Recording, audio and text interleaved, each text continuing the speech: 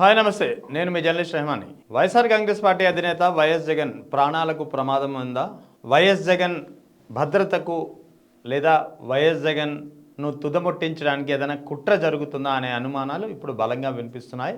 ఇందుకు ఉదాహరణే వైఎస్ జగన్ భద్రతా విషయంలో ఈ మధ్య కాలంలో జరుగుతున్నటువంటి లోటుపాట్లు, అవకతవకలు. ఈ నేపథ్యంలోనే వైఎస్ఆర్ కాంగ్రెస్ పార్టీ తమ అధినేత జగన్ భద్రత పట్ల ఆందోళన వ్యక్తం చేస్తూ ఏకంగా కేంద్ర హోంశాఖకు ఒక లేఖ రాసింది. Z+ కేటగిరీ స్థాయి కలిగినటువంటి తమ నేత విషయంలో తమ నేతకు సంబంధించినటువంటి పర్యటనలో పోలీస్ యంత్రాంగం వ్యవహరిస్తున్నటువంటి తీరు, భద్రత ఏర్పాటు చేయడంలో చేస్తున్నటువంటి లోపాల, అవకతవకల గురించి కూలంకషంగా ఒక లేఖ రాసింది కేంద్ర హోంశాఖకు వైఎస్ఆర్ కాంగ్రెస్ పార్టీ. అధికారికంగా ఈ లేఖను మీడియాకు కూడా విడుదల చేసింది.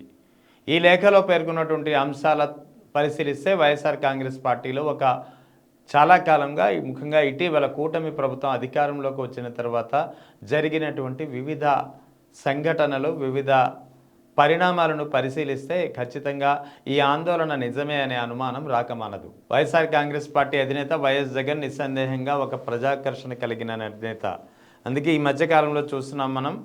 అది ఆంధ్రప్రదేశ్లోనే కాదు, తెలంగాణలోకి వెళ్ళినా, తమిళనాడుకు వెళ్ళినా జగన్ వెంట జనం తండోపతండాలుగా తరలి వస్తున్నారు.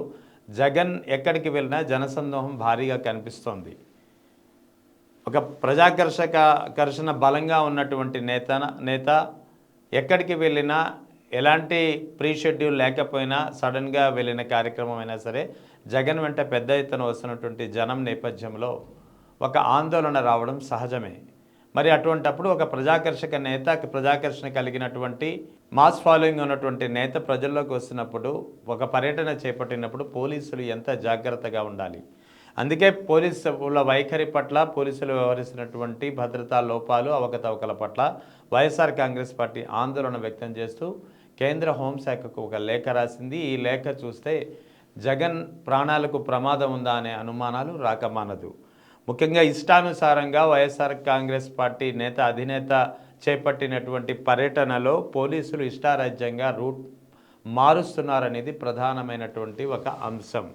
ఇక రెండవది, అత్యధిక జనాదరణ కలిగినటువంటి తమ నేతకు తక్షణమే Z+ కేటగిరీ భద్రత కల్పించాలనేది మరో అంశం.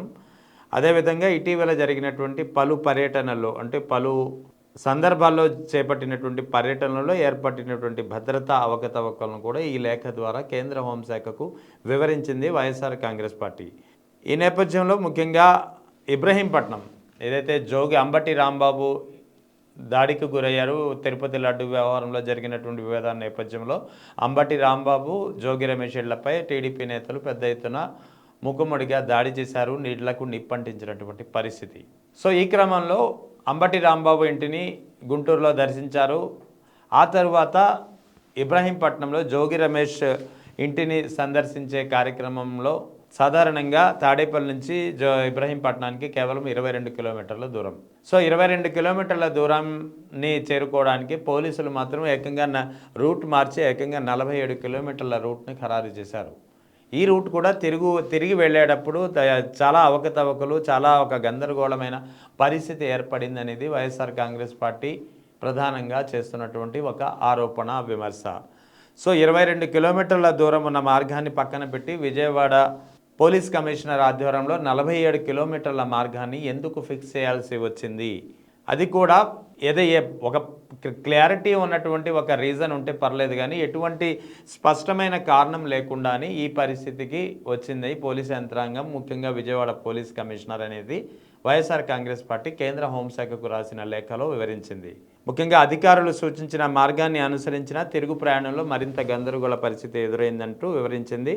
భద్రతా బృందానికి కానీ, పార్టీ ప్రతినిధులకు కానీ ముందస్తు సమాచారాన్ని కూడా ఇవ్వలేదు. అంటే సాధారణంగా ఒక పార్టీ అధినేత ఏదైనా ఒక పర్యటన ఇచ్చినప్పుడు పోలీసులు రూట్ మ్యాప్ ఇస్తుంటారు, లేదా మ్యాక్సిమం చాలా కేసుల్లో పార్టీ ఇచ్చినటువంటి రూట్ మ్యాప్లోనే వీళ్ళు సెక్యూరిటీ అరేంజ్ చేసి దీన్ని ఖరారు చేస్తున్నటువంటి పరిస్థితి. ఏదైనా అవాంఛనీయ సంఘటనలు జరుగుతాయి, ఆ రూట్ ఒక క్షేమకరం కాదని భావిస్తే తప్ప రూట్ మార్చరు. సో ఒకవేళ మార్చాల్సి వచ్చినా సరే ముందస్తు సమాచారం ఆ భద్రతా దళాలకి ఉంటుంది, అటు పార్టీ వర్గాలకు కూడా ఉంటుంది.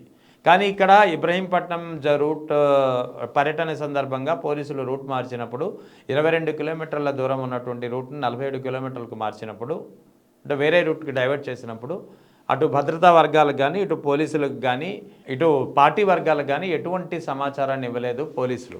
సో ఈ నేపథ్యంలోనే Z+ కేటగిరీ ఉన్నటువంటి నేతకు ఈ విధమైన ఒక గందరగోళమైన పరిస్థితికి నెట్టివేసి అనూహ్య రూట్ మార్చడం, ప్రోటోకాల్స్ కూడా బలహీనపరచడం అనేది సరైంది కాదంటూ వైఎస్ఆర్ కాంగ్రెస్ పార్టీ ఒక లేఖ రాసింది. ముఖ్యంగా 2025 అంటే గత ఏడాది ఫిబ్రవరి 19వ తేదీన గుంటూరు మిర్చియాడ్ సందర్శించినప్పుడు కూడా పూర్తి స్థాయిలో భద్రత కల్పించలేదని చెప్పి వైఎస్ఆర్ కాంగ్రెస్ పార్టీ తెలిపింది. అదేవిధంగా 2025 అంటే గత ఏడాది ఏప్రిల్లో సత్యసాయి జిల్లా రామగిరి పర్యటన సందర్భంగా కూడా తీవ్రమైనటువంటి భద్రతా లోపాలు తలెత్తాయి. ఆ విషయాన్ని కూడా ప్రస్తావించింది. ముఖ్యంగా హెలిప్యాడ్ వద్ద జరిగినటువంటి దాడిలో హెలికాప్టర్ మిడ్ఫీల్డ్ దెబ్బతిని వివిఐపి ప్రాణాలకు ఒక ఆటంకం, ఒక భయం ఏర్పడింది. ఈ విషయాన్ని కూడా వైఎస్ఆర్ కాంగ్రెస్ పార్టీ ప్రస్తావించినటువంటి పరిస్థితి.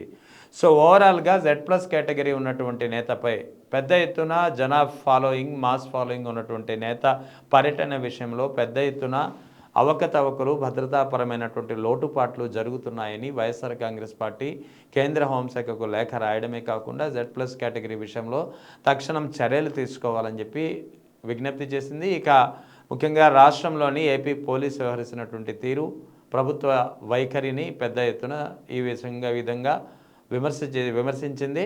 ముఖ్యంగా తమ అధినేత జగన్ ప్రాణాలకు ఆటంకం ఉంది, ప్రాణాలకు ఇది ఉందనే ఒక ఆందోళనను పార్టీ వ్యక్తపరిచింది. సో ఓవరాల్గా వైఎస్ఆర్ కాంగ్రెస్ పార్టీ రాసినటువంటి లేఖ, కేంద్ర హోంశాఖకు రాసిన లేఖ ద్వారా రాష్ట్రంలో నెలకొన్నటువంటి పరిణామాలు, వైఎస్ జగన్ భద్రత విషయంలో ఎంత నిర్లక్ష్యంగా ఈ కూటమి ప్రభుత్వం వ్యవహరిస్తుందనేది క్లియర్గా అర్థమవుతుంది.